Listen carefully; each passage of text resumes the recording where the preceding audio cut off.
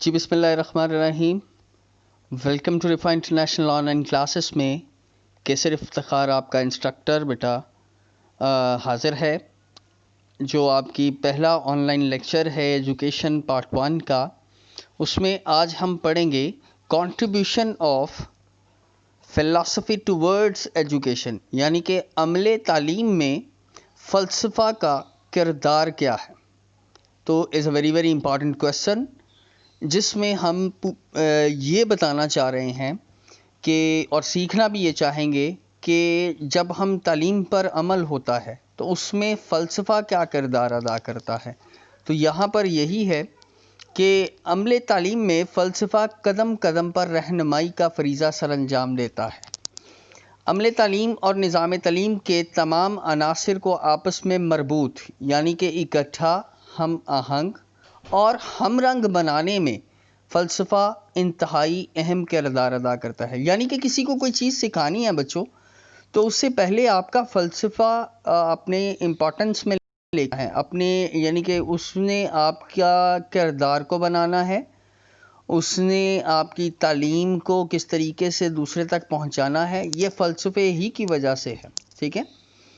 تو عمل تعلیم میں فلسفیانہ طریق کار، یعنی کہ کیا طریقہ کار ہے، اس کا استعمال جو تعلیم کو سمجھنے اور اس کے مسائل کے حل کی تعبیر میں معاونت کرے، یعنی کہ اس کو سکھانے میں، سیکھنے میں اور کس طرح سے پریزنٹ کرنا ہے، ہم اس میں فلسفہ بیسیکلی جو اس کی تعبیر بتاتا ہے وہ فلسفہ، وہی فلسفہ تعلیم کہلاتا ہے. فلسفہ تعلیم کا تعلیمی عمل میں کردار کے لیے کچھ نکات ہیں جن کو میں یہاں پر آپ کے سامنے پڑھوں گا، آپ کو کوشش کروں گا کہ اچھے طریقے سے سمجھا سکوں. تو نمبر 1 ہے، جس طرح فلسفہ انسانی زندگی کو مجموعی تناظر اور کلی حیثیت سے دیکھتا ہے، اسی طرح فلسفہ تعلیم عمل تعلیم پر بحیثیت مجموعی بحث کرتا ہے اور کلی حیثیت یعنی کہ مکمل اختیار سے اس کی تعین اور استوار کرنے میں مدد دیتا ہے. نظام تعلیم کا سیکنڈ 1 ہے جی، نظام تعلیم کا اہم ترین عنصر مقاصد تعلیم ہے. مقاصد تعلیم کا تعین اس فلسفہ حیات اور نظریہ حیات کی روشنی میں کیا جاتا ہے، جسے معاشرہ بحیثیت قوم قبول کرتا ہے. یعنی کہ آپ کو کیا چیز سمجھ لگی کہ جو اہم ترین عنصر ہے مقاصد تعلیم. ظاہری بات ہے اگر آپ اس کے مقصد کو ہی نہیں جانیں گے تعلیم کے، تو پھر تعلیم حاصل کرنا ممکن نہیں. تو مقاصد تعلیم کا جو تعین ہے اس فلسفہ حیات اور نظریہ حیات کی روشنی میں کیا جاتا ہے، جسے معاشرہ ایک قوم کی حیثیت سے قبول کرتا ہے. چنانچہ ان مقاصد تعلیم کا تعین فلسفہ تعلیم کے بتائے ہوئے اصولوں کی بنیاد پر کیا جاتا ہے. یعنی کہ جو فلسفہ، دیکھو ایک بچہ ہے کلاس روم کے اندر، تو اس کو سمجھانے کے لیے بیسیکلی فلسفے کی مدد لینی پڑتی ہے کہ کس طریقے سے اس کو کنوے کیا جائے تاکہ اس کو یہ آسانی سے انڈرسٹینڈ کر لے. تو ان اصولوں کی بنیاد پر کیا جاتا ہے. نمبر 3 ہے بیٹا جی کہ فلسفہ تعلیم پورے نظام تعلیم میں بحیثیت روح کے جاری و ساری رہتا ہے. یعنی کہ آپ نظام تعلیم کی روح فلسفے کو کہہ سکتے ہیں. ٹھیک ہے، جو کہ جس روح کے بغیر اگر آپ انسانی جسم زندہ نہیں رہ سکتا، اسی طرح نظام تعلیم میں فلسفے کے بغیر وہ نظام بھی نہیں چل سکتا. ٹھیک ہے. نمبر 4 میں فلسفہ تعلیم تمام عناصر تعلیم کو آپس میں مربوط، یعنی کہ اکٹھا، منظم، ایک منظم شکل اور مترتب یعنی کہ ترتیب سے بنانے میں ایک محور کی حیثیت رکھتا ہے. محور کیا ہوتا ہے؟ سینٹر. تو بیسیکلی وہ ایک محور کی حیثیت رکھتا ہے. فلسفہ تعلیم کے بغیر یہ عناصر یکجا اور مربوط نہیں رہ سکتے. یعنی کہ آپ دیکھیں نا کہ یہ جس طریقے سے پوائنٹس ہیں، یہ پوائنٹ ٹو پوائنٹ چلتے آ رہے ہیں، یہ بھی ایک منظم شکل ہے. تو فلسفے کے بغیر یہ ممکن ہے ہی نہیں. نمبر 5 میں وہ کہتا ہے کہ تعلیم کا ایک اہم عنصر نصاب تعلیم ہے. نصاب کیا ہے؟ راستہ. تعلیم کا راستہ، یہ نصاب جو آپ کی بکس ہیں بیسیکلی تعلیم کا راستہ ہیں یہ، ٹھیک ہے۔ تعلیمی نصابات اور درسی کتب کی تدوین و تشکیل مقاصد تعلیم پر مبنی ہوتی ہے۔ اس طرح فلسفہ نصاب سازی کے عمل میں اہم حیثیت اختیار کر لیتا ہے۔ یہ بھی ایک فلسفہ ہی ہے نا کہ کون سی کتابیں کس کلاس کے لیے ہیں، تو یہ ایک فلسفہ ہے۔ یعنی کہ کانٹینٹس، مواد نصاب، آپ نے کبھی اپنی بکس کے بیک سائڈ پر دیکھے ہوں گے کانٹینٹس لکھے ہوتے ہیں، بیسیکلی وہ مواد ہے کہ آپ نے اپنی کلاس کے اندر کون کون سی سٹڈیز کرنی ہے، کون کون سے چیپٹرز ہیں جن کو مدد سے یہ بک تیار کی گئی ہے، میں بھی فلسفے کی واضح چھاپ نظر آتی ہے۔ مثال کے طور پر اگر کوئی فلسفہ حواس خمسہ ہی کو علم کا معتبر ذریعہ سمجھتا ہے، حواس خمسہ وہ 5 سینسز جو ہیں وہ سمجھتا ہے، تو اس فلسفے کے تحت بننے والے نصاب میں حواس خمسہ کے ذریعے حاصل شدہ علم اور اس سے متعلق مضامین کو مرکزی حیثیت ملے گی، لیکن اس کے برعکس وحی الہی کو علم کا معتبر ذریعہ تسلیم کیا جائے گا۔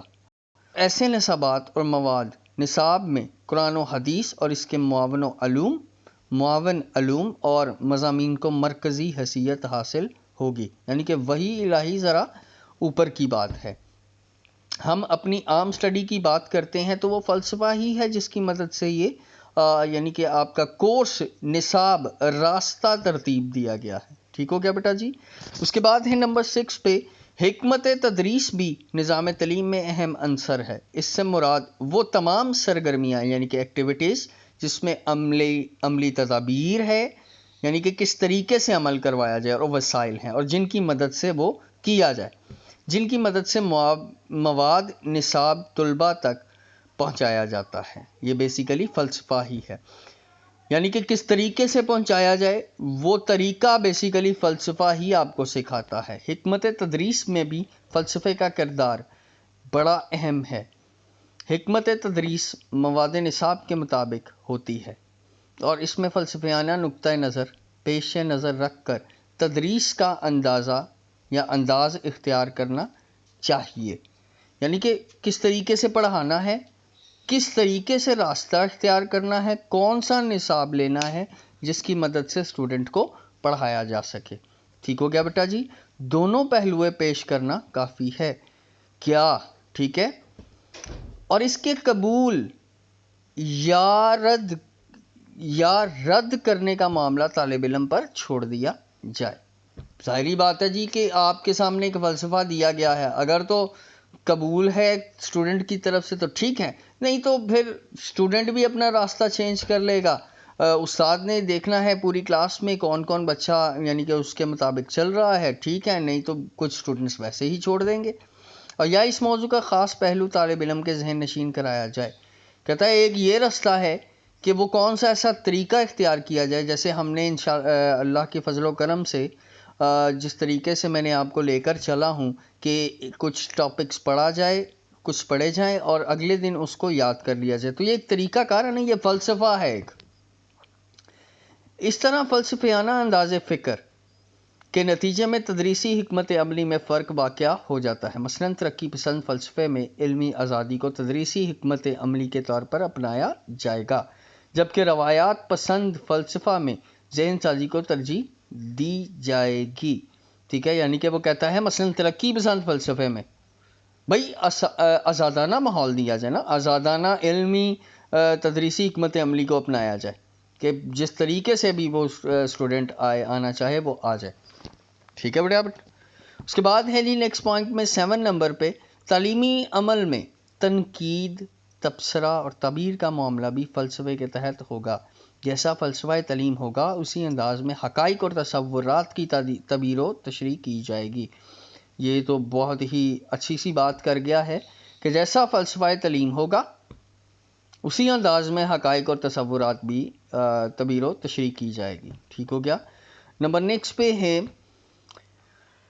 نظام تعلیم کی تشکیل و تنقید کے ساتھ ساتھ اس میں اصلاح اور ارتقاء کے لیے بھی فلسفہ حیات اور فلسفہ تعلیم رہنما ثابت ہوتا ہے۔ دیکھو خالی ٹیچر کا کام اسٹوڈنٹ کو پڑھانا ہی نہیں ہے، وہ کہتا ہے اس کے ساتھ ساتھ اس کی گرومنگ بھی کی جائے، تو وہ بھی ایک فلسفہ ہی ہے۔ ان مقاصد و ضروریات کا تعین فلسفیانہ افکار کی روشنی میں کیا جاتا ہے۔ وہ خود ہی آپ کے سامنے اس نے بیٹا جی کہہ دیا ہے۔ نمبر 9 اور لاسٹ پوائنٹ ہے، نظام تعلیم میں امتحانات و جائزہ کا عمل مقاصد تعلیم کے حصول کے لیے روشنی میں سر انجام پاتا ہے۔ اس جائزے کے اصول اور بنیادی نکات فلسفہ تعلیم کے حوالے سے طے کیے جاتے ہیں کہ کوئی نظام تعلیم مقاصد تعلیم کے حصول میں کس حد تک کامیاب ہے یا ناکام ثابت ہو رہا ہے۔ درجہ بالا نکات اس بات کی وضاحت کرتے ہیں کہ فلسفہ تعلیم اور فلسفہ حیات کا تعلیمی عمل میں کس حد تک عمل دخل ہے۔ بچوں یہ ٹاپک تھا، میں زیادہ برڈن نہیں دوں گا آپ کے اوپر، ویسے ہی طریقہ اپنائیں کہ آپ یاد کر کے اچھے طریقے سے اس کو لکھیں، ٹھیک ہے۔ ہم نہیں دیکھ رہے لیکن اللہ پاک کی ذات تو آپ کو دیکھ رہی ہے، اور اللہ پاک آپ سب کا حامی و ناصر ہو بیٹا جی، اور آپ کے علم میں اضافہ فرمائے۔ جب آپ یہ لیکچر سن لیں تو آپ اپنی بک سے کنسرن بھی کیجئے اور اس کو ویسے ہی لے کر چلیں جیسے ہم کالج کے اندر چل رہے تھے، ٹھیک ہے۔ اس کو یاد کریں اور پھر آپ اس کو اپنی اپنی کاپیز پر لکھیں۔ وہ زیادہ اچھی بات ہے کہ انشاءاللہ جب ہماری کالج میں ملاقات ہو تو ہمیں یہ دوبارہ یاد یا لکھنے نہ پڑیں۔ تھینک یو ویری مچ بیٹا جی، اپنا بہت زیادہ خیال رکھیے گا۔ اللہ حافظ۔